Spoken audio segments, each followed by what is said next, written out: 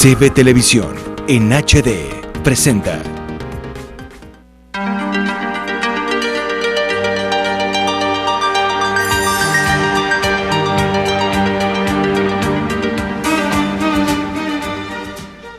¿Qué tal? Muy buenas noches tengan todas y todos ustedes, amigos de CB Televisión Michoacán y quienes nos escuchan también a través de la frecuencia XFM 89.3. Les saludamos con mucho gusto, un servidor Félix Elorriaga y este grande equipo que me acompaña esta noche de Yo Quiero Saber, un formato exitoso de Grupo CB y CB Televisión en donde, bueno, se intenta siempre exponer la comunicación directa entre la ciudadanía, nuestros compañeros reporteros, por supuesto, de todos esos actores y personalidades del ámbito político, social, religioso también, personalidades que han marcado y que han dejado huella en el estado de Michoacán y en nuestro país. Esta noche el maestro Leonel Godoy Rangel, exgobernador del estado de Michoacán, estará con nosotros, honestos, que conocemos coloquialmente como preguntones, con nuestro equipo de periodistas, y por eso le damos la más cordial bienvenida para que se quede con nosotros. Bienvenidos, esto es Yo Quiero Saber.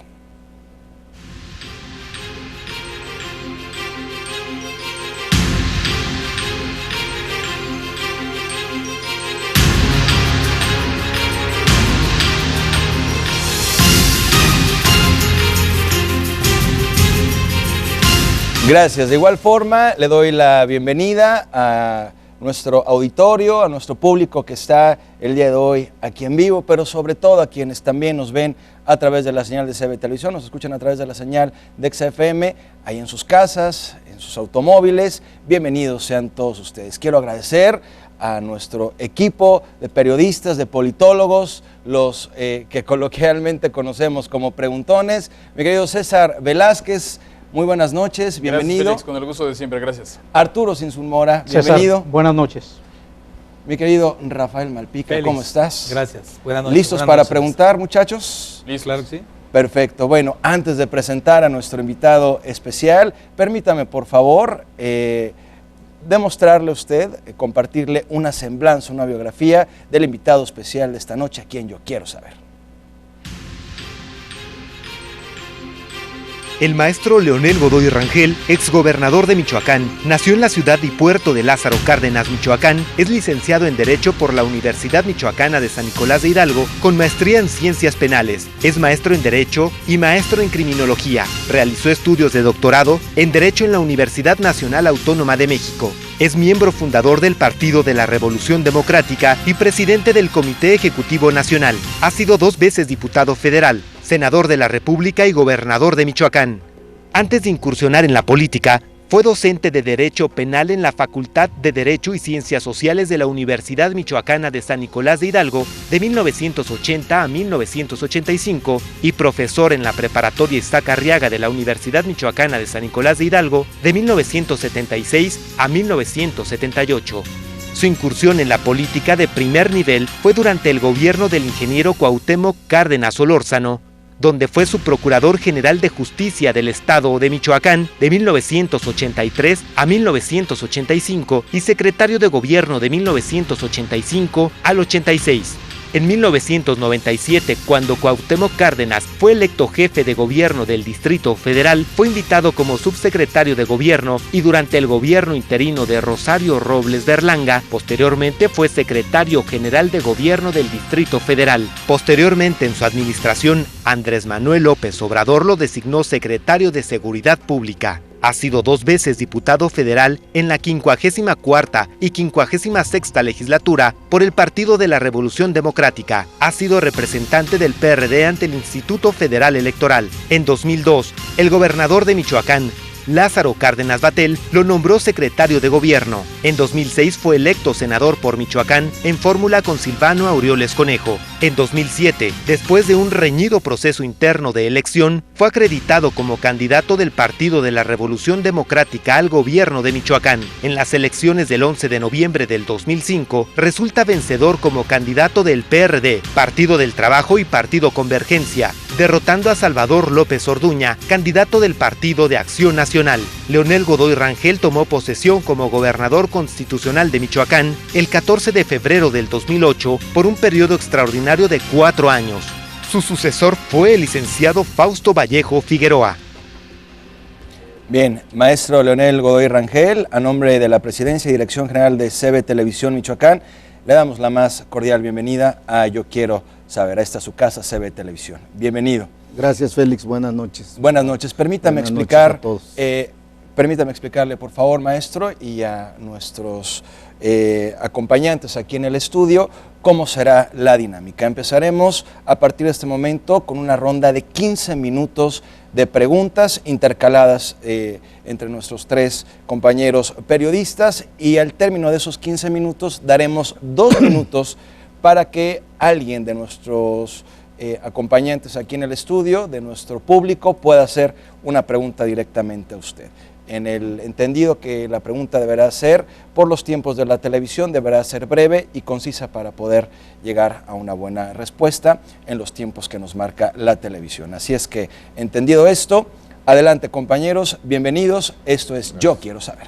Maestro, preguntarle, la gente se sigue cuestionando por qué esa mala relación con quien fue presidente de la República en ese momento, si eso no empeñó las cosas, si eso finalmente no debilitó mucho su gobierno. ¿Qué piensa de esa relación que tuvo usted con Felipe Calderón y los desencuentros que él hace incluso públicos al hablar de usted?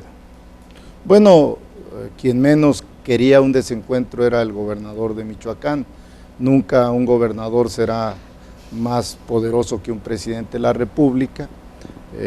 Yo solo les quiero recordar que en el año 2007, cuando yo gano las elecciones, estaba todavía fresco el fraude electoral en contra de Andrés Manuel López Obrador, y el Congreso Nacional de mi partido, del que soy fundador, declaró que no deberíamos de reconocer a Felipe Calderón. Ya estaba de gobernador, todavía estaba de gobernador Lázaro Cárdenas Batel cuando toma posesión Felipe Calderón, y él tuvo una relación reconociéndolo, y yo cuando gano las elecciones hice lo mismo. Yo creo que la relación fluía de manera, diríamos, tolerable entre ambos. En mi opinión, el desencuentro vino cuando los granadazos del 15 de septiembre del 2008, a algunos meses de estar yo en el gobierno, y también la decisión de su hermana que regresó en octubre de ese año, que declaró abiertamente que quería ser gobernadora de Michoacán. Yo creo que ahí empezó una relación ríspida que nosotros no hubiéramos querido. ¿Felipe le metió el pie a su gobierno para que no avanzara, para que no tuviera buenos resultados? Bueno, creo que hubo varios temas que además siempre han sido diferentes posiciones las que hemos tenido la derecha y la izquierda. En el tema de la educación pública, por ejemplo, en el tema de la seguridad, nosotros nunca estuvimos de acuerdo con su famosa guerra contra el crimen organizado, porque siempre hemos sostenido, y más en mi caso que soy criminólogo, que el delito es un fenómeno social y que sí hay que combatir sus efectos, sin duda. O sea, un criminal hay que meterlo a la cárcel, pero fundamentalmente hay que combatir sus causas, y las causas siempre están en la pobreza y en la falta de oportunidades, y no en el uso de la fuerza. Creo que esa fue la diferencia mayor, aunque también tuvimos, reitero, diferencias en materia de educación pública, en materia de salud pública, en materia de cultura. Nuestra visión de la cultura es diferente a la que tiene la derecha. Arrepentimiento, maestro Leonel Godoy, tiene su raíz etimológica en el latín, penitere, y significa ser penitente. Arrepentirse en algún sentido es sentir pesar por haber hecho algo o por haber dejado de hacer. En este contexto, en esta misma línea informativa que planta César Velázquez respecto a la comunicación, a la relación con Felipe Calderón, ¿se arrepiente usted de haber tenido estos desencuentros con Felipe Calderón a la vista de lo siguiente? Los michoacanos sufrimos estos desencuentros entre el presidente de la República y el gobernador Leonel Godoy, ambos michoacanos. No hubo avance significativo, hubo un recorte en los recursos financieros, incluso al final de su gobierno hizo crisis. Y también, bueno, hubo desencuentros mayores todavía con su señalamiento en torno a Luisa María de no adelantar su campaña electoral haciendo proselitismo, aprovechando la circunstancia que en ese momento se vivía con las granadas y luego con la detención de diferentes funcionarios de su gabinete, presidentes municipales y otros funcionarios públicos. ¿Se arrepiente? ¿Nos debe algún tipo de disculpa a los michoacanos por ese desencuentro?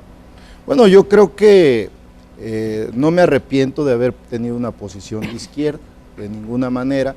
Me parece que lo que sí debimos de haber buscado, pero más él, porque el presupuesto del Estado se compone de 95% de participaciones federales y solo el 5% de ingresos propios. Entonces, evidentemente, el sartén lo tiene por el mango el presidente de la República, no el gobernador del Estado. Entonces, yo creo que debimos de haber hecho un esfuerzo ambos, pero yo creo que el esfuerzo mayor le correspondía a él.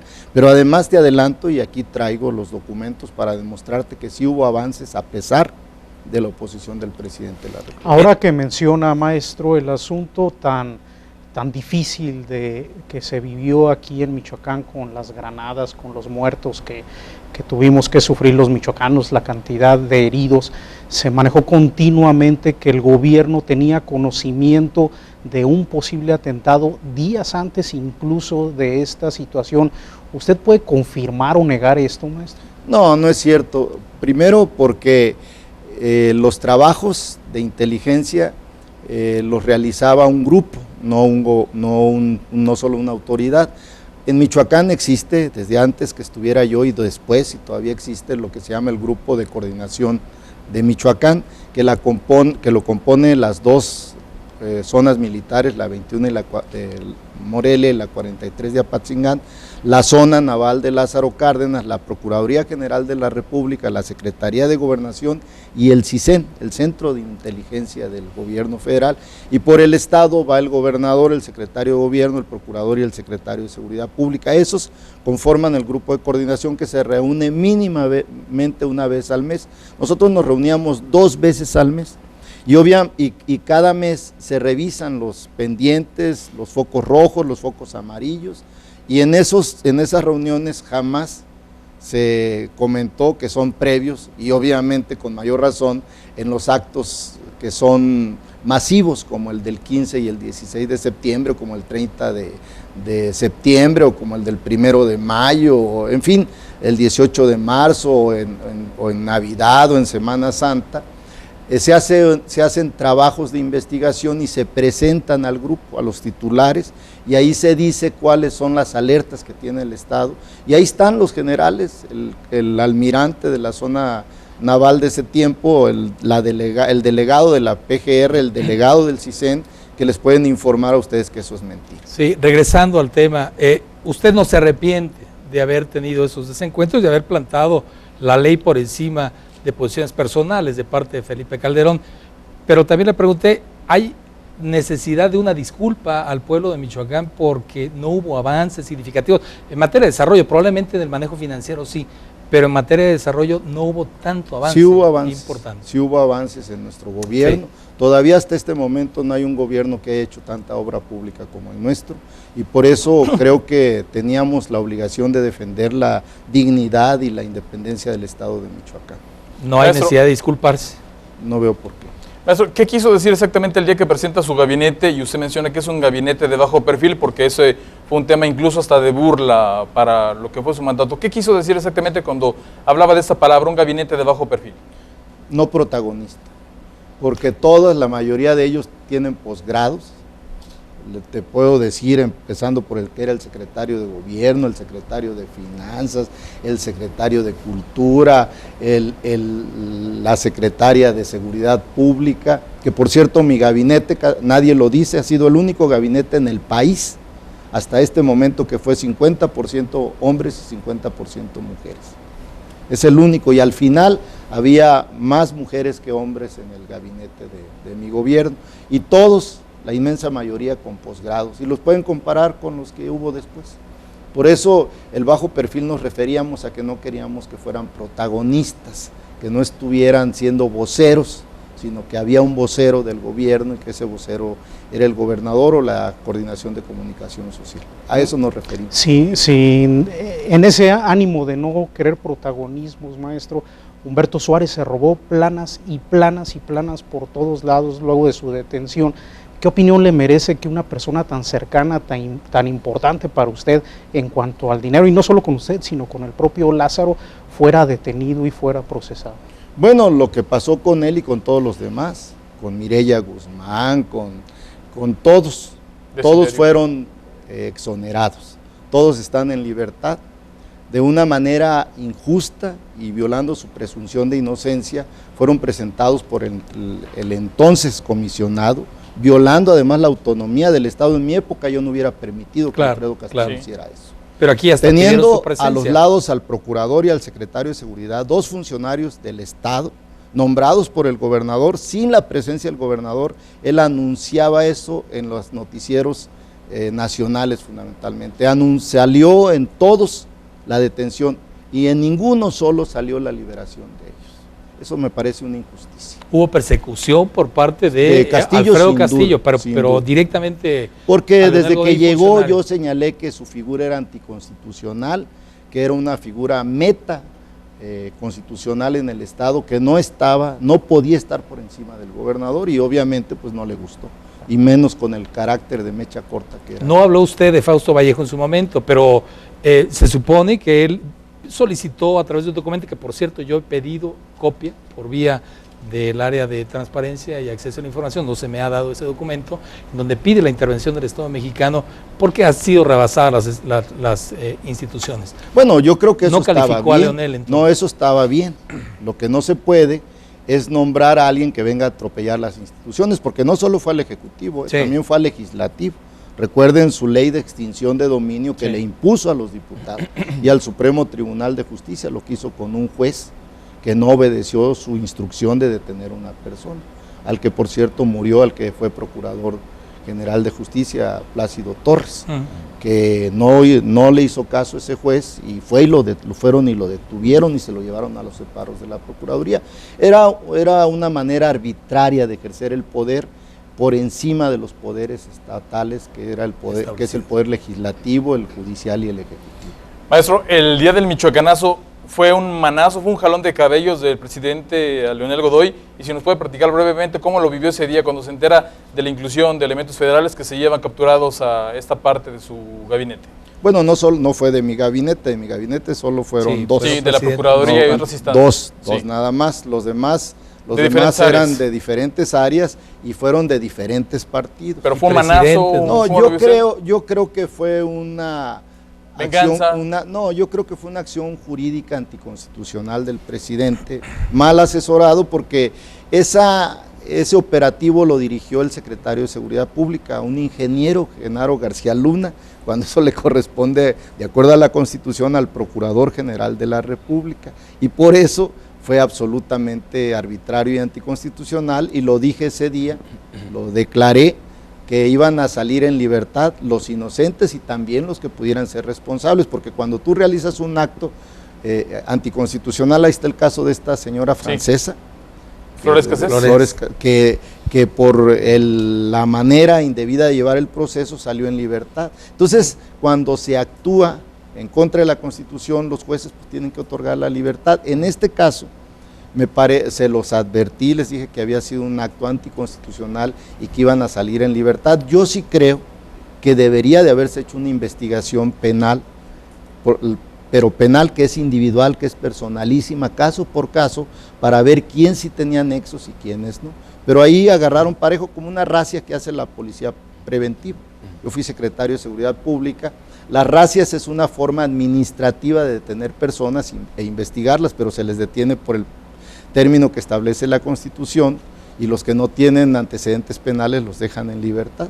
Y en este caso actuaron penalmente con un operativo tipo administrativo que violó las garantías individuales. ¿Cómo se enteró usted de lo que pasaba ese día? ¿Dónde estaba? ¿Cómo le avisan? Bueno, estaba en mi casa, eran las 8 de la mañana aproximadamente, cuando me empezaron a llegar llamadas de diferentes partes del estado que estaba realizándose un operativo Yo le hablé de inmediato al presidente de la República, me contestó su secretario particular,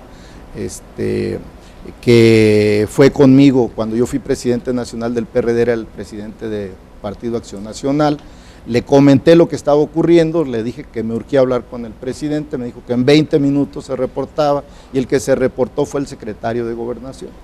Y ya me dijo que el operativo se había realizado así. Yo le señalé que no nos habían avisado, pero le dije, como él es abogado, Fernando Gómez Montt, sí, muy buen abogado, por cierto, le dije que estaban actuando, violando la Constitución, y que eso iba a ser motivo de libertades y que además iba a ser motivo de protesta. Ese fue otro elemento de desencuentro con el presidente Calderón. Fue uno de los Evidente. más importantes. ¿Hubo tensión, momentos de tensión en ese instante? Porque, Yo no bueno, usted platiqué reclamó. con el presidente, yo platiqué con el secretario de Gobernación. Hubo un momento que me planteó que firmáramos un comunicado conjunto, Sí. donde decía ese comunicado que ese operativo lo habíamos hecho Conjunto, de manera juntos. conjunta. Y yo le dije que no aceptaba eso porque era mentira, que algún día se iba a saber la verdad y que yo no podía aceptar, y fue cuando me amenazaron de que entonces me iba a quedar solo. Les dije que no importaba porque lo más importante era defenderlo. Además, en ese momento ya sabía que habían entrado a Palacio de Gobierno por un funcionario que tenía 20, 30 años en el área de gobernación, no ni entró ni siquiera con nosotros, que entraron por él a Palacio de Gobierno cuando el Código Federal de Procedimientos Penales establece un procedimiento especial para entrar a la sede de los poderes de los estados. La premisa era que había vínculos de estos funcionarios, algunos de su gobierno, con la delincuencia organizada, particularmente la familia michoacana. Era la hegemónica en ese tiempo, sí, eso es lo que decían, y es por eso digo que estaba bien que hicieran investigaciones, pero individuales, no detener masivamente sin una investigación. ¿Usted conoció de la familia michoacana? ¿Hubo acuerdos con ellos? ¿O entrevistas, encuentros? Vamos, no, de ninguna manera. ¿De alguna no naturaleza? no estaría aquí. Maestro, con las ganas que me traía Felipe Calderón, claro que ¿pero usted considera que el tiempo le dio la razón en todo eso del michoacanazo? Claro que sí, salieron en libertad. Y la disculpa pública nunca llegó. Nunca llegó, la exigí. La exigí. Cuando la compañeros, familia... Arturo, un segundito, por favor, Sí. Compañeros, maestro, es tiempo de permitirle a nuestro muchachos. auditorio que se encuentra el día de hoy aquí con nosotros en el estudio de CB Televisión. La pasión. Si alguien quiere hacer alguna pregunta directamente al maestro Leonel Godoy, vamos con el micrófono, se lo podemos proporcionar, por favor, compañeros, para que la pregunta breve y concisa, por favor, para que nos ajuste los tiempos. Muchísimas Maestro, gracias. al término de su mandato, mucho se habló de un endeudamiento del Estado de cerca de 40,000 millones de pesos. Posteriormente, el titular de la Secretaría de Finanzas, Carlos Río, en una comparecencia en el Pleno del Congreso del Estado, manifiesta que era de 15,000. ¿Nos puede usted decir cuál es la cifra real y cuáles fueron esos datos reales? Bueno, la cifra real están en las cuentas públicas que cada año rinde uno al Congreso. Si uno miente en esas cuentas públicas, incurre en el delito de falsedad de declaración ante la autoridad competente, que en este caso es el Congreso. En ese tiempo yo señalé claramente en la cuenta pública última del 2011 que la deuda total del Estado de Michoacán era de 21,000 millones de pesos, 15,000 de deuda pública y el restante de proveedores, lo señalé. Y la mejor prueba es que en su primer cuenta pública, Fausto, en marzo del 2013, que rinde la cuenta del 2012, él dice que la deuda del Estado de Michoacán es de 23,000 millones de pesos. Pero antes vino aquí Felipe Calderón a decir que yo había dejado el Estado en quiebra, que era un cochinero, y eso abrió las puertas a una guerra sucia donde intervino con singular alegría el que era el secretario de Finanzas en ese tiempo, Luis Miranda, que dijo que la deuda de Michoacán era de 40,000 millones de pesos, que jamás se sostuvo ni él mismo, porque esa cuenta pública que entregó en marzo del 2013 la entregó él, y ahí en vez de poner 40,000 puso 23,000. Claro, no es lo mismo declarar a los periodistas que rendir una declaración ante una autoridad como es el Congreso del Estado. Río al final Carlos Río fue al información siguiente año al Congreso del Estado a una comparecencia porque el otro señor nunca quiso ir, y ahí dijo que la deuda de la cuenta pública, era de 15,000 millones de pesos, lo que nosotros dijimos, y también dijo que eran 7,000, 8,000 millones de pesos de proveedores, pero ya estamos hablando de marzo del 2013. Sí, un año. 23,000 millones. Fausto habría declarado que él recibió la deuda de 38,000 millones de parte de usted. ¿Fausto miente o está en lo cierto? No, bueno, pues aquí está su informe de su cuenta pública de él, te la puedo mostrar. Él en su cuenta pública, si quieres verla, aquí dice que esta, mira, aquí está, es de marzo del 2009, 25 de marzo del 2013, perdón. Dice aquí él que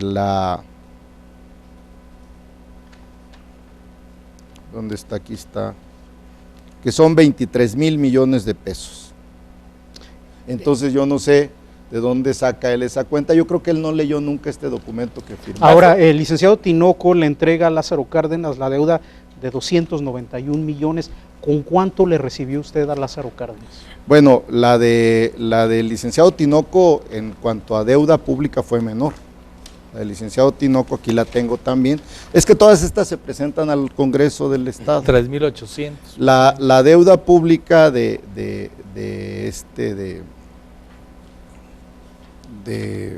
Víctor Manuel Tinoco. De Víctor Manuel Tinoco era de 15 millones de pesos, pero tenía de proveedores 1,088 millones de pesos. El total del pasivo de él fue de 1,578 millones de pesos. ¿Y con cuánto le recibió usted a Lázaro? Lázaro, su última cuenta pública es del 2007, antes de entregarme a mí, 8,000. 2013. Él entrega una deuda de 8,626 millones de pesos. Entonces estaríamos hablando de que usted endeudó al Estado con 9,000. 9 nos daría 17. 8 y fracción, pues.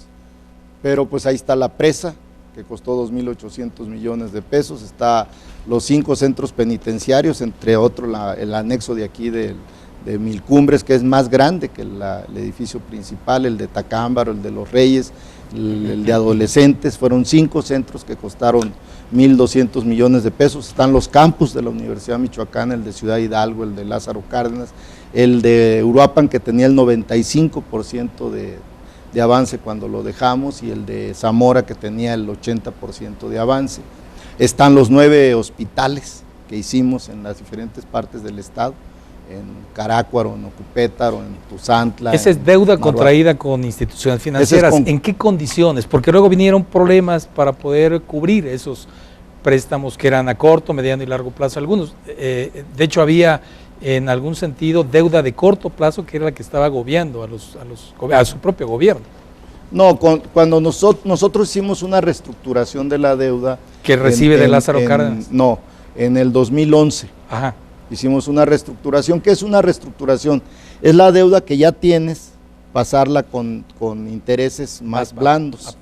Entonces, cuando nosotros entregamos a Fausto, no había ninguna deuda bancaria de menor de 2 años.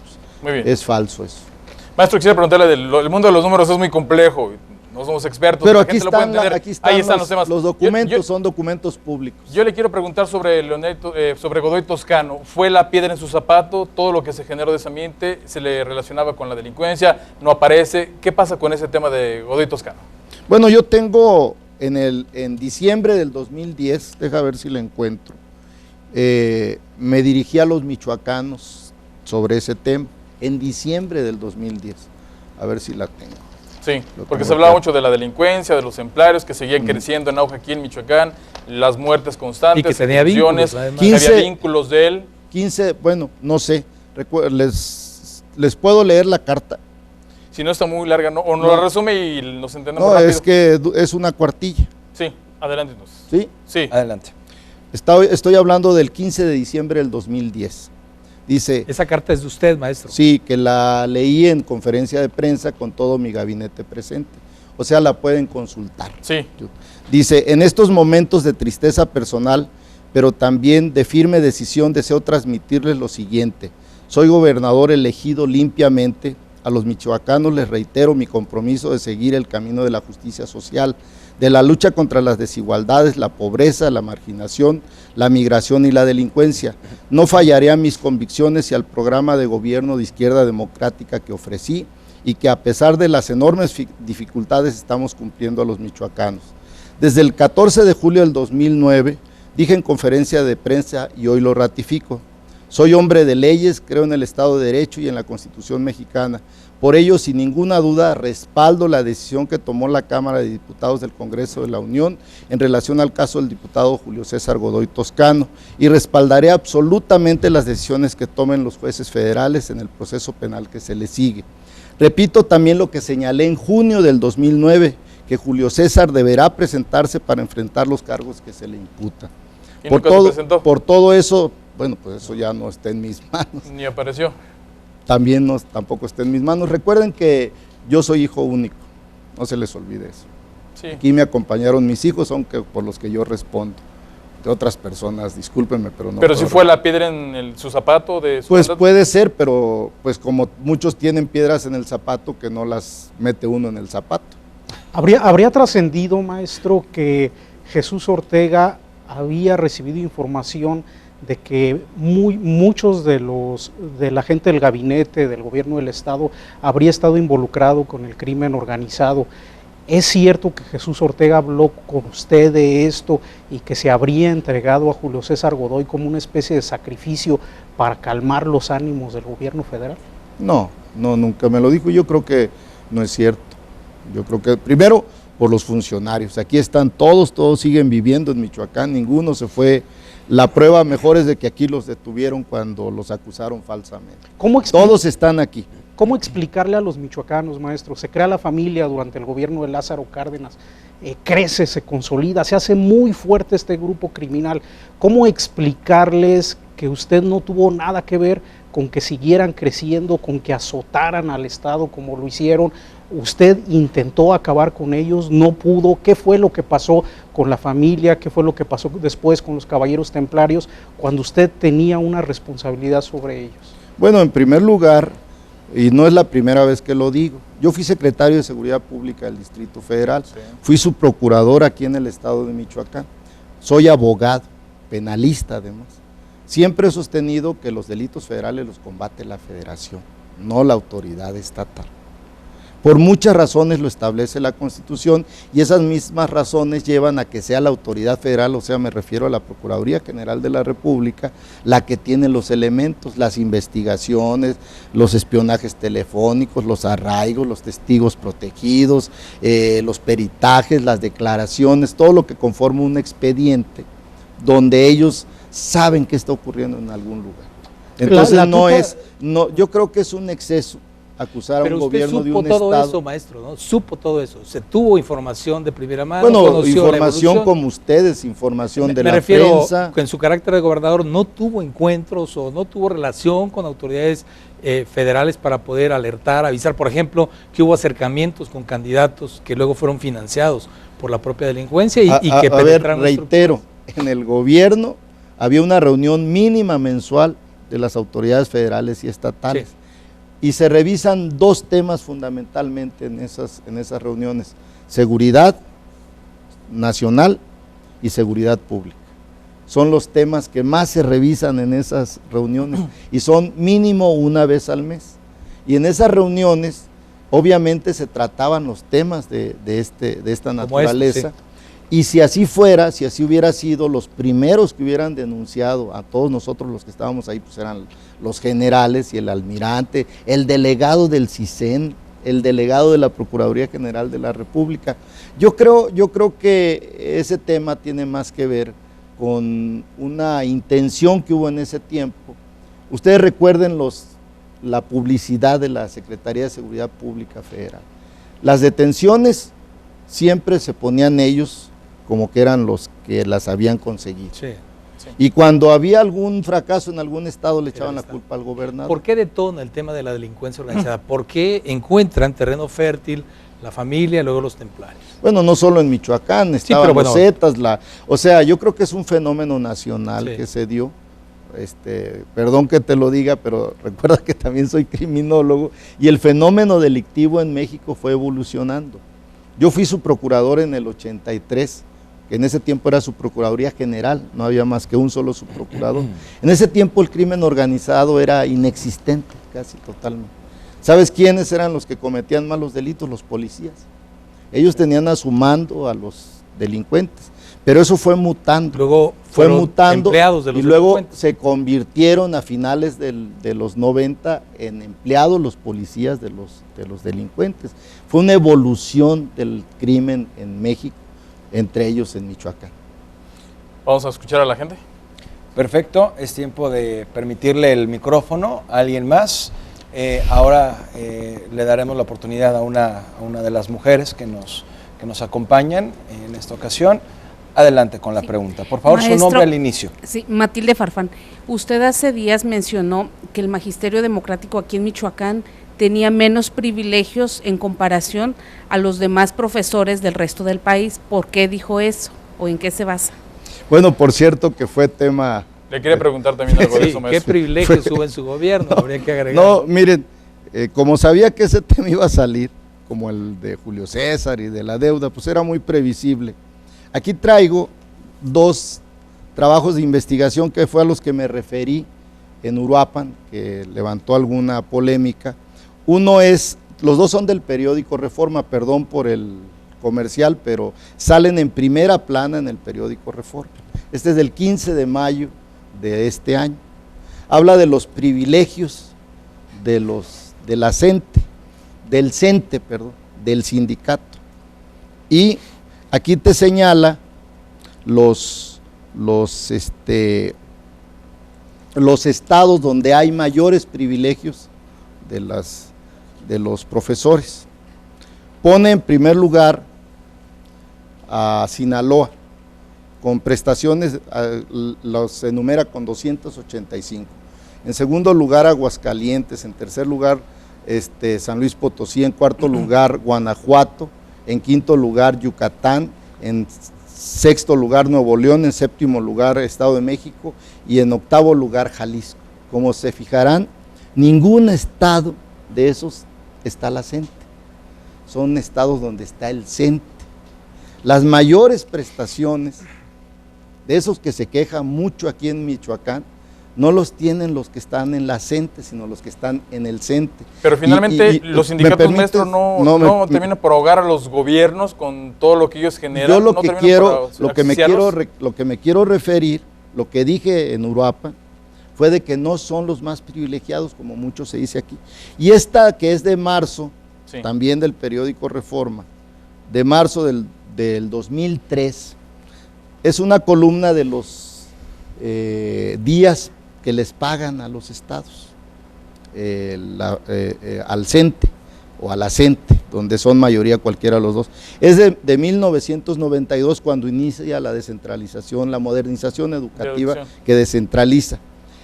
Está en primer lugar Aguascalientes con 533 días, en segundo lugar Nayarit con 522, San Luis Potosí con 520, Chihuahua con 520, Colima con 516, Nuevo León con 511, todos estos son días que se les pagan. Tabasco con 507, Estado de México 505, Guanajuato 501, Tamaulipas 495, Puebla 494, hasta llegar al lugar número 24, Michoacán, con 477 días. Y todos estos que tienen los primeros lugares son donde está el Sindicato Nacional de Trabajadores de la Educación hegemónico. Esa es la siguiente pregunta, maestro, que me diga, ¿no terminan los sindicatos por ahogar a los gobiernos con sus peticiones, con todo lo que generan? Bueno, yo creo que el ideal del empresario de derecha es que no haya sindicatos, o que haya sindicatos charros o sindicatos blancos que no combatan, que no defiendan los derechos de la clase trabajadora, como ocurre ahora. La Ley Federal del Trabajo ahora permite que los trabajadores sean contratados cada 3 o cada 6 meses sin generar antigüedad, sin generar prestaciones, sin generar jubilaciones, aguinaldos, incluso sin derecho de huelga, como el que acaba de ocurrir aquí en la Universidad de Michoacán, que el derecho de huelga es una conquista. Se hace el 1 de mayo siempre una ceremonia recordando a los mártires de Cananea y de Chicago, que lucharon por la huelga. Y resulta que ahora la huelga se llama de huelga de puertas abiertas. Esos son violaciones a unos derechos inalienables de la clase trabajadora.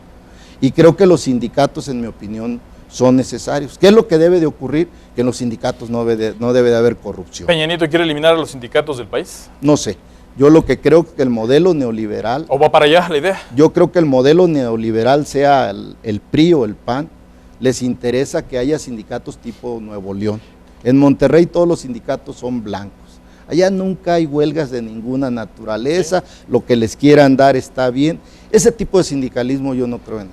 Porque no es ¿y cómo califica entonces la venta de plazas, la corrupción dentro de la CENTE? Corrupción. Y entonces, pero reitero, no es la CENTE, mayoritariamente es el CENTE.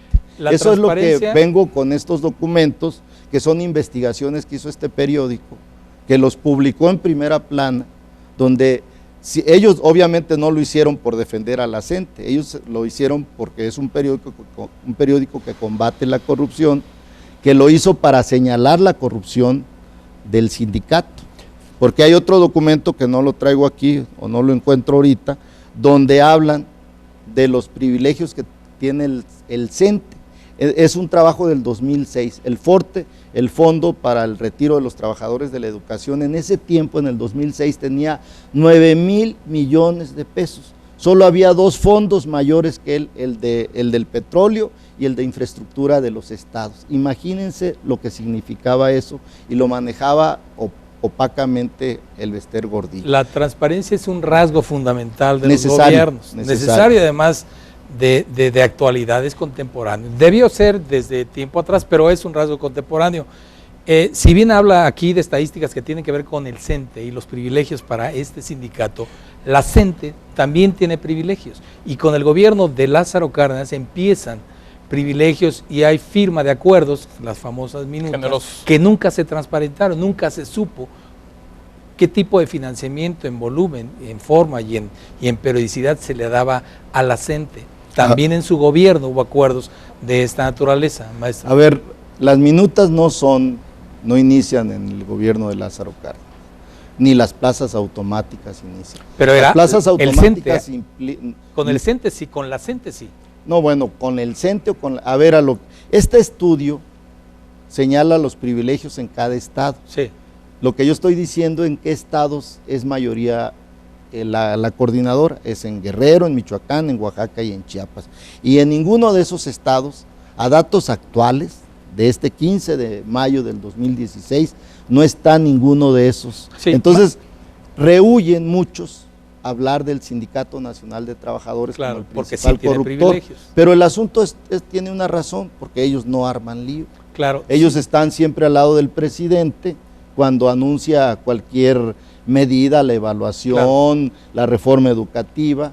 Yo creo que no debe de medirse así. Se tiene que medir de acuerdo a las demandas de la gente. Más allá de eso, maestro, hubo apoyos financieros para la coordinadora en su gobierno, en el gobierno. Porque era el mayoritario, claro que sí, ¿sí? Claro que sí. Y ahí están, son minutas, ya lo he declarado varias veces, en mi gobierno se firmaron 4 minutas. Nada más que hay muchas cosas que hay que aclarar. La primera es que nunca se les dio dinero en efectivo. Maestro, ¿es usted centista? No, yo soy perredista. Nada más que nos diga a cuántos pero si los apoyó. Recursos. No, perdón. ¿Sí hubo apoyo generoso para ellos? No hubo para la coordinadora. No, sí, ahorita que porque lo que estoy diciendo es que el CENTE, ustedes rehuyen ese tema, el CENTE es el que firmaba las minutas con el gobierno del Estado. Sí, pero era el gobierno federal. El gobierno también del Estado. Recuerden que había hasta la reforma educativa del 2013, había doble negociación. Sí, por supuesto. Recuerden eso.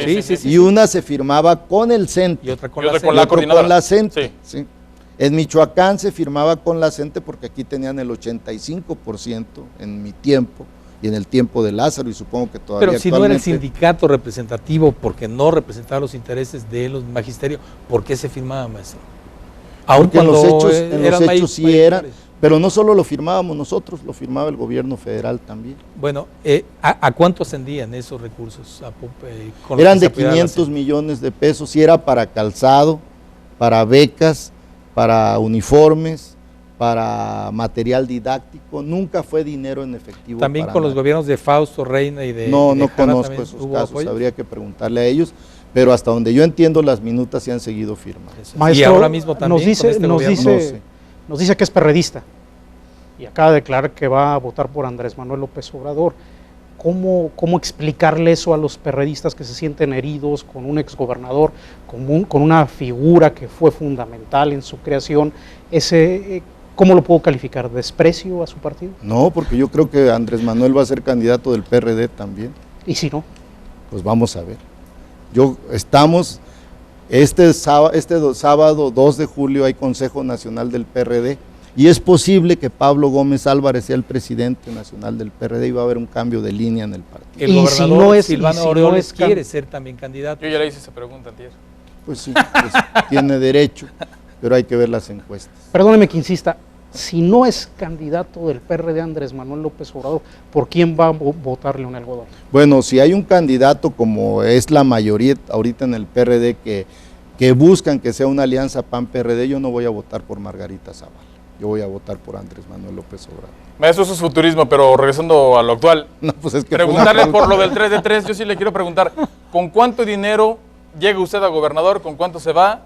¿Cómo mejora su cuenta bancaria? Si nos puede dar un panorama de lo que hace ahora y de qué vive un exgobernador. Exacto. Bueno, en mi caso yo tengo un despacho, algunos lo conocen, tengo 4 años con él, lo rento, no es ni siquiera mío. Hay litigo, soy abogado titulado, tengo 2 especialidades, 2 maestrías y un doctorado y creo que no soy mal abogado, no es un comercial por si alguien lo necesita. Yo ¿Con cuánto llega? antes ¿Con cuánto de se ser, va? pues es que... ¿Le fue bien? ¿Le fue mal? Más bien, pues yo por ejemplo creo que si yo hubiera sido senador me hubiera ido mejor, porque yo como gobernador ganaba 87,000 pesos mensuales. Hay una cuestión muy importante, César. Sí. Yo fui funcionario público siempre, desde el 80 hasta el 2012, 32 años. Y todo ese tiempo tuve los cargos importantes, no tuve cargos menores, porque mi primer cargo importante fue ser director jurídico del gobierno del estado, cuando Cuauhtémoc Cárdenas, el segundo fue ser su procurador, y antes yo había sido maestro universitario, había sido funcionario universitario, siempre he trabajado y tengo la casa que muchos conocen del Erandén y la casa de Lázaro Cárdenas, que es herencia de mis papás de crianza, y un departamento en México, ahí en el centro. ¿Cuánto gana un gobernador? 87,000 en mi época. Y un senador ganaba 450,000. ¿Y por qué se vino de gobernador? Pues porque Por esa no diferencia. conocía el diga que sueldo. por amor a Michoacán. Porque no conocía el sueldo, de haberlo conocido no me Maestro, vengo. todo eso es bueno, la transparencia, el que usted nos platique esto. ¿Perdón? Esto contribuye mucho en la democracia, el que usted diga cuánto ganaba, cuánto gana un senador, porque Sí, hay claro. limitaciones de todo eso, hay quienes pretenden que no se conozca cuánto gana cada funcionario, cada servidor público. Claro que sí es necesario. Yo siempre hice mi declaración patrimonial. Por cierto, nosotros antes de que fuera obligación legal, el PRD Sí. planteó y exigió e hicimos desde entonces nosotros nuestras declaraciones patrimoniales públicas, porque el PRD lo planteó a principios de los 90. O sea, la declaración patrimonial antes era privada y se ha exigido, por eso la ley de 3 de 3, Sí. para que sea pública, que por cierto no se aprobó así. Qué bueno que se vetó y esperemos que sí sea pública ahora la de patrimonio, la fiscal y la de interés, que sea pública, pero por cierto yo creo que no solo los funcionarios, sino también los empresarios que hacen negocios con los funcionarios que intervienen recursos Pero se públicos. quejaron. Pues sí, Y fueron los que impulsaron su y espero que no los quiten, porque es necesario que ellos también, porque el moche requiere de 2 partes, El que la pide y el que el la da. que la pide y el que la da. Y el que la da también debe transparentar ¿Hubo sus moche en recursos. su gobierno, maestro? Detectados por usted y Que yo hubiera conocido, lo Sancionados, hubiera ¿no? sancionado. Hubo funcionarios sancionados, pero no por moche. ¿valió la pena ser gobernador? Yo creo que sí, porque no es un asunto de dinero. Ya reitero, imagínense lo que hubiera ganado 6 años de senador a 450,000 pesos, Claro. a 4 años de gobernador a 87,000 Ahora, pesos. políticamente, Leonel Godoy tiene, no sé cómo calificarlo, un estancamiento, un declive, pierde fama, pierde popularidad, pierde Poder. liderazgo dentro del PRD. su grupo político no le fue bien en los procesos electorales internos para designar funcionarios, candidatos y demás. ¿Hay Moduc para rato? ¿Hay Leonel Godoy para rato? No, yo creo que todo mundo tiene su pico, ¿no? pico y su declive, eso es natural, hasta físico. Yo creo que, como dice el dicho, hay tiempos de lanzar cohetes y hay tiempo de ¿Cuál es su recoger tiempo balas. ahorita? ¿En qué tiempo Mi está tiempo usted? está que no estoy interesado en un cargo. Si Andrés Manuel ofrece algo, aceptará, porque esa es la pregunta, maestro. Dicen que usted está buscando chamba con Andrés Manuel. Si llega a gobernar el país, ¿le interesa? ¿Es chambista usted? No, bueno, porque no creo que me ofrezca el cargo que me interesa. ¿Cuál es? El de ser presidente de la República. Entonces, no, Bueno, se lo no, voy a dar después. yo lo apoyo a él porque, en mi opinión, ¿A tiene cambio de nada? dos cualidades fundamentales. La integridad. Es un hombre que en este momento encarna la lucha contra la corrupción, que es el cáncer ya mayor que la seguridad, que la inseguridad, mejor dicho. Y el otro que también para mí es invaluable, que es un opositor férreo al modelo neoliberal que está desde 1982. Esas son dos cualidades que yo las valoro mucho y por las que voy a votar por él. ¿Son Ojalá amigos, Arturo sea el presidente, ojalá sea candidato también del PRD, ya fue 2 veces, en el 2006 y en el 2012. Chambas no ocupa, no anda buscando. No estoy buscando. ¿Son amigos, señor? Sí, claro, somos amigos. Recuerda que yo fui miembro de su comité ejecutivo nacional. Yo fui el secretario de Asuntos No Electorales. ha perdido piso Andrés Manuel, vamos, No enloqueció. sensacionalista, un poco romántico. Taciturno luego, extraño. Y luego cabezón, muy necio. Bueno, cada quien tiene su manera de matar las pulgas, ¿no? Yo conozco muchos necios en otros ámbitos. No, yo creo que el problema de Andrés Manuel ahorita ante la clase ¿No es política el mismo su tradicional, problema? no, yo creo que el problema es la clase política tradicional, no él. Ojalá muchos fueran como él, de congruentes, de rectos y de firmes en sus convicciones. Les voy a dar un caso. En 1980 Cuauhtémoc Cárdenas gana la gubernatura de Michoacán. Sí. Normalmente en esa época siempre eran los mismos nombres. Uno era procurador, luego era secretario de gobierno, luego era oficial mayor, luego era presidente del Supremo Tribunal de Justicia, luego era secretario de Turismo. Y llegó el ingeniero Cárdenas en 1980 y a todos los quitó y puso puras figuras nuevas. El promedio de edad del gabinete de Cuauhtémoc Cárdenas en 1980 era de 34 años de edad, porque nombró a puro joven. Decidió jugársela con una nueva clase política.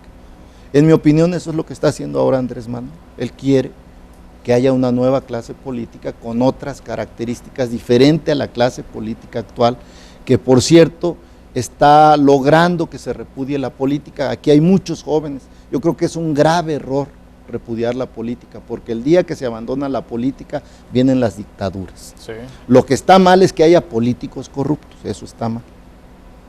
Y yo creo que por eso Andrés Manuel es repudiado casi por la mayoría de la clase política tradicional, porque él es diferente en ese sentido. Yo no sé si eso sea hacer cabeza dura, pero es diferente. Sí, bueno, por supuesto. Y no estamos sí. visualizando una ruptura del PRD con esta dicotomía, pues la mitad se va con Andrés Manuel y la otra mitad con Margarita. No creo, salió una encuesta en un periódico. Las últimas así lo manejan. No, el periódico, la encuesta que dije, para ya no hacer publicidad de una ¿Es en el Financiero? Sí, está en el Financiero. Sí. El 70% dice del perredismo que va a votar por Andrés Manuel López Obrador, no es la mitad. A mí me gustaría que fuera el 100% y que Andrés fuera el candidato del PRD, también como lo fue en el 2006 y en el 2012. Y si el ingeniero Silvano es el candidato, ¿qué pasa con el PRD? Bueno, ya lo dijo Agustín Basabe, no solo con Silvano, con cualquiera que sea candidato solo, el PRD no gana la selección y sí le estorba a Andrés Manuel. Cualquiera.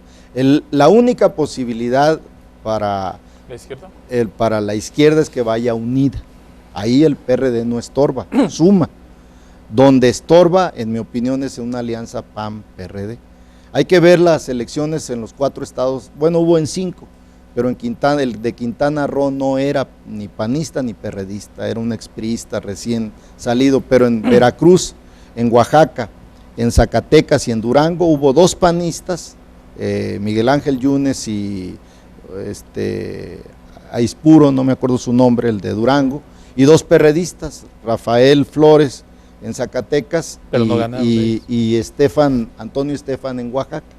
Ganaron los 2 del PAN, sí, y perdieron los 2 del PRD en esa alianza. Ellos solos no ganan. Entonces no, a mí me parece que no hay la misma congruencia en un partido y en otro. Ahora, pero hay otros elementos, maestros, en el eventual caso que Andrés Manuel sea candidato. Estados Unidos, Donald Trump, si él es el presidente, la derecha, los empresarios radicales, además, impedirían, por supuesto, como ya lo hicieron en su momento, un eventual triunfo de Andrés Manuel. Bueno, yo creo que eso también va a ser parte de la guerra sucia, generar miedo de que se vote por Andrés Manuel por la incierta posibilidad de la intervención de los norteamericanos en la política interna de México. Yo creo que lo primero que tenemos que hacer es nosotros ejercer nuestra independencia y votar por y ser maduros. Consideremos que es el mejor, más allá de lo que piensen los Estados Unidos. Bien, tenemos todavía tiempo para que alguien más de nuestro auditorio que está aquí presente en el estudio una pregunta. Ya le toca, adelante, a ver si le pasa el micrófono. Por favor, si le pueden ya tiene tiempo pidiendo el micrófono. Adelante con su pregunta, su nombre primero, por favor. José Omar Reyes, servidor. Pues aquí viendo sus declaraciones y me gustaría preguntarle, maestro, ¿qué opinión le merece el caso del doctor Mireles? ¿Considera usted que ha sido detenido injustamente? Bueno, ya lo dijo su abogado defensor, es justicia selectiva. Yo creo que fue injusta su detención. El doctor Mireles, como muchos otros, que se levantaron en armas en la Tierra Caliente contra el crimen organizado, fue un acto heroico, valiente, y además vino Castillo y vinieron las fuerzas federales y los apoyaron, les dieron armas, anduvieron con ellos persiguiendo a los caballeros templarios, y de repente cuando plantea, en mi opinión, prematuramente desarmar a los autodefensas, porque yo creo que sí deberían de haber sido desarmados, pero me parece que en el momento que se planteó fue prematuro, porque obviamente no es conveniente que la ciudadanía sea la que esté defendiendo, para eso está el ejército, las fuerzas policiales, etcétera, etcétera. Pero cuando plantea Castillo el desarme de las autodefensas, Mireles y muchos otros señalan de que no debe de hacerse, y es cuando cae en desgracia, y es cuando lo detienen, y lo detienen por un delito que todos los días salían con ustedes, en otros medios salían armados, con armas de grueso calibre, de las de uso exclusivo para el ejército. ¿Y solo a Mireles? Y solo a él lo detienen y lo meten a la cárcel por ese hecho delictuoso en otras condiciones. ¿Fueron necesarias las autodefensas, sin esta duda, emergencia de la sociedad? Sin duda, no hubieran desarticulado a los caballeros templarios, las fuerzas federales y las fuerzas estatales solas. No se consiguió en el gobierno de Lázaro, en el de Tinoco, en el de Lázaro, ni en el mío, y menos en el de Fausto. ¿Por qué tuvieron éxito cuando estaban las fuerzas federales? Hay que recordar desde que el 2006 se llegaron a Michoacán más de 5,000 federales. Recuerden la figura aquella de cuando viene a Apatzingán Felipe Calderón, que declara la guerra al crimen organizado. ¿Por qué en el 2014 sí se tuvo éxito y en el 2006, por ejemplo, no? La razón fueron los autodefensas, porque eran gente del pueblo que conocían a los halcones, conocían a los jefes de plaza, conocían a los jefes mayores donde tenían sus mansiones, donde tenían sus ranchos, y anduvieron, y es a lo que me refiero, que anduvieron acompañando, o juntos, para decirlo de otra manera, a las fuerzas federales, incursionando en diferentes rancherías de la Tierra Caliente, incautando casas, incautando caballos, incautando vehículos. ¿Carne de cañón fueron usadas? No carne de cañón, iban señalando en dónde estaban. Por eso los tiros fueron de precisión, y por eso desarticularon a los caballeros. ¿Por qué crecieron los templarios? Como criminalistas, se lo pregunto. Bueno, yo creo que no crecieron, ya eran. Sí, pero bueno, no cambiaron de nombre. O sea, en Michoacán la familia era el grupo hegemónico. Sí. Derrotaron a los Zetas aquí en Michoacán. Sí. Quedaron como grupo mayoritario. Cuando sale el supuesto asesinato o el abatimiento, como usa el término el ejército, del Chayo, mutan a caballeros templarios, pero eran los mismos.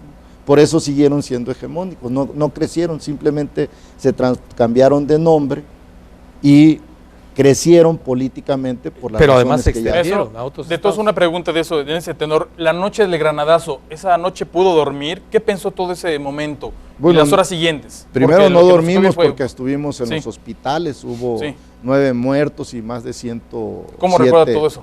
No, pues fue muy doloroso. Lo más doloroso fue que le pegaron al corazón de una fiesta popular. Sí. De las pocas festividades gratuitas que tiene la gente de las colonias, de las gentes más pobres que no tienen acceso a los espectáculos pagados, son las fiestas patrias o las fiestas del grito de la independencia.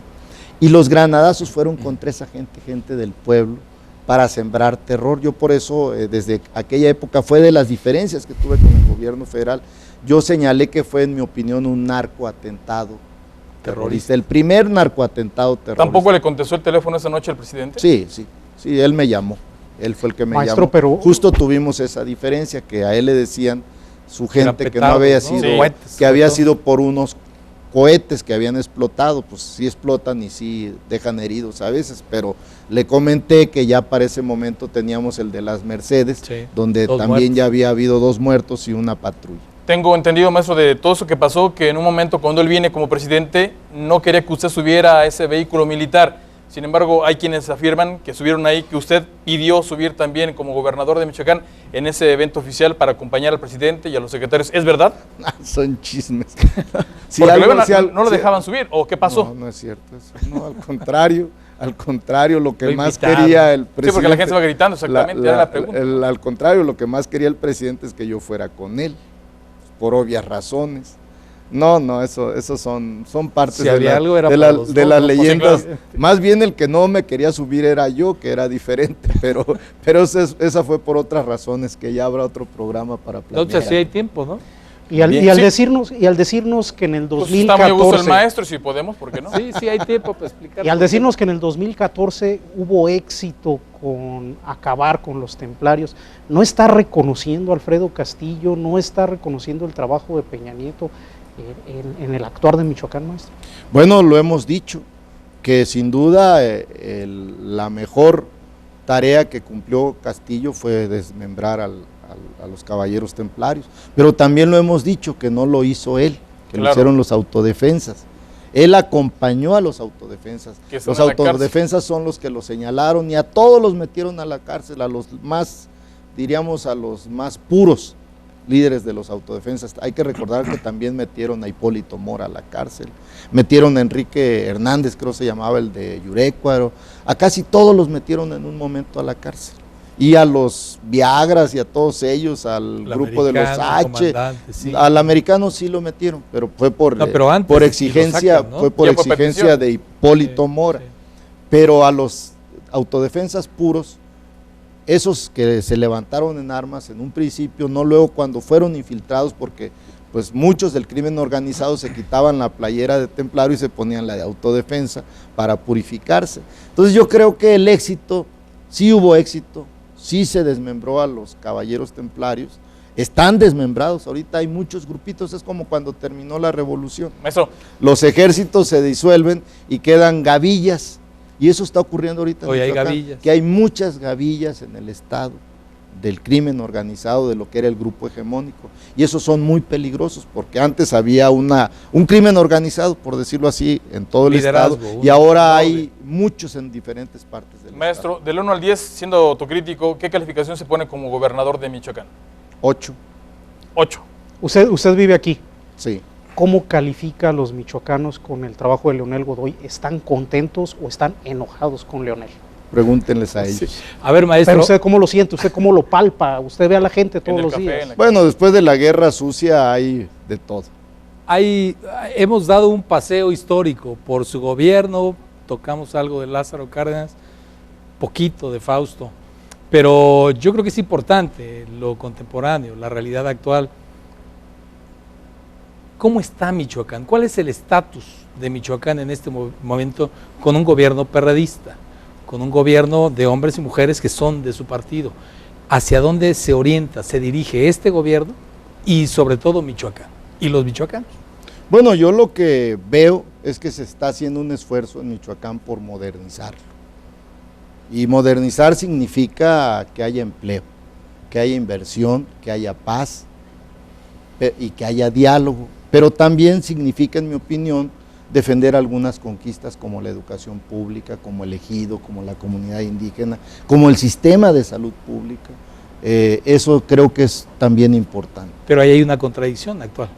Bueno, yo creo que es lo que se tiene que buscar, que se elimine el Michoacán moderno y el México moderno, sí son compatibles con un sistema de instituciones públicas que han servido a nuestro país. En mi caso, yo no sería profesionista si no hubiera habido escuela pública. Claro. Y yo creo que este país no estaría en el lugar que está si no hubiera habido ejido y comunidad indígena. Entonces, Sí. y si no hubiera seguro social e ISSSTE, habría mucha mortandad en niños y en mujeres. Por eso son conquistas como Pemex, por ejemplo, como Comisión Federal de Electricidad, que a mi juicio se deben de defender y que son perfectamente compatibles con un México moderno. Pero hay un viento de privatización en este momento, de dejar las conquistas para Bueno, otra, es parte para la historia, vamos. Es parte del modelo neoliberal, creen en la modernización, pero excluyen a las instituciones públicas. Ustedes ven siempre en los noticieros, pues, que problemas en la Universidad Michoacana, que problemas en el ISSSTE, que en el Seguro Social, que en Pemex, pero nunca salen los problemas de las escuelas privadas, nunca salen los sueldos miserables que tienen los maestros sin seguridad en las escuelas privadas, nunca sale en los hospitales privados los abusos que se cometen todos los días en los cobros, nunca sale cómo es un consejo de administración de Televisa o de Telmex, cómo se golpean entre ellos, cuáles son las contradicciones, por ejemplo, entre AT&T y ¿cómo es? La de Slim,